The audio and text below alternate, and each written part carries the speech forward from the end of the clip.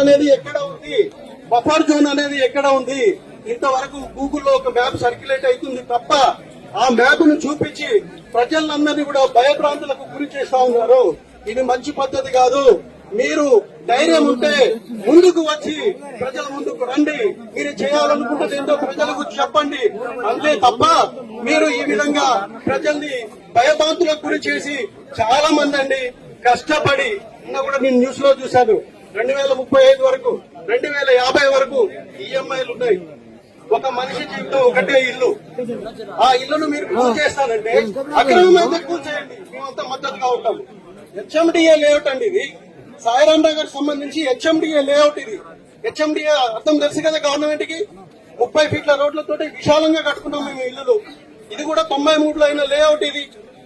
ఆ తర్వాత కూడా అన్ని రకాల పర్మిషన్లతోటి లోన్లతోటి దాదాపు 25 సంవత్సరాలు 2 జనరేషన్లు ఇక్కడ కాపురం అవుతున్నాయి.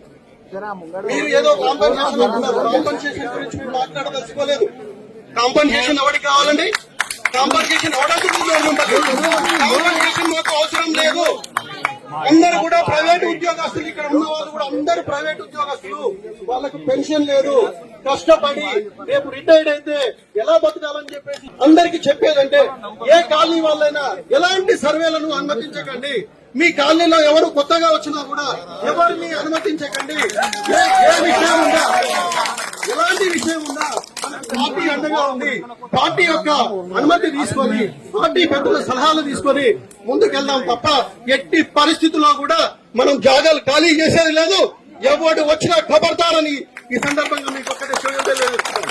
Thank you very much sir. మేము మూసి బాధితులం సార్. టీవీ ఆన్ చేస్తే రెడ్ లైన్ అంటారు, బ్లూ లైన్ అంటారు. మాకు ఏమి తెలియదు సార్. ఏ రెడ్ లైన్ ఏ బ్లూ లైన్ వెళ్ళిపోతుంది అని సర్వేలో చెప్తున్నారు సార్. మాకున్నది ఒక ఇల్లు సార్. మీద ఏమి ఆస్తులు లేవు. ఆ ఒక్క ఇల్లు కోసమే మేమిద్దరం కష్టపడుతున్నాము. మేము ఐటీ జాబ్ వాళ్ళం. మాకు ఎప్పుడు ఉద్యోగాలు ఉంటాయో తెలియదు, ఎప్పుడు వెళ్తాయో కూడా తెలియదు, ఎప్పుడు రిసెషన్ వస్తుందో తెలియదు. కానీ ఏదో ఒక ఇల్లు ఉంటే మా పిల్లలకి మా ఫ్యూచర్ కి బాగుంటుందని. నేను అనంతపూర్ ప్రాపర్ సార్. నాకు హైదరాబాద్ కాదు. అనంతపూర్ నుంచి ఇక్కడ వచ్చి మా జాబ్స్ ఉన్నాయి, మేము ఇక్కడ మా పిల్లల ఫ్యూచర్ బాగుంటుందని అక్కడ ఏదో ఆస్తులు అమ్ముకొని ఇక్కడ వచ్చి కొన్నాం సార్. ఇప్పుడు సడన్ గా వచ్చి ఇది మీ ఇల్లు కాదు, మీ ఇల్లు పూజ చేస్తామంటే మేము ఎక్కడ వెళ్ళాలి?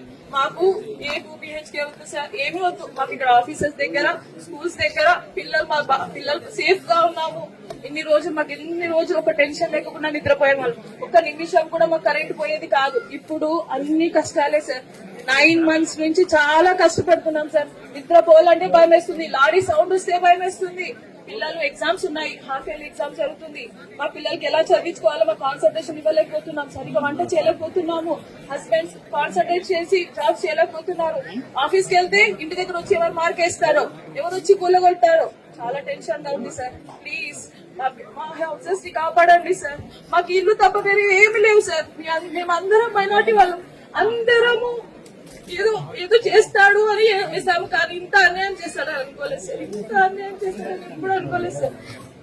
Thank you so much and thank you BRS party. Thank you so much.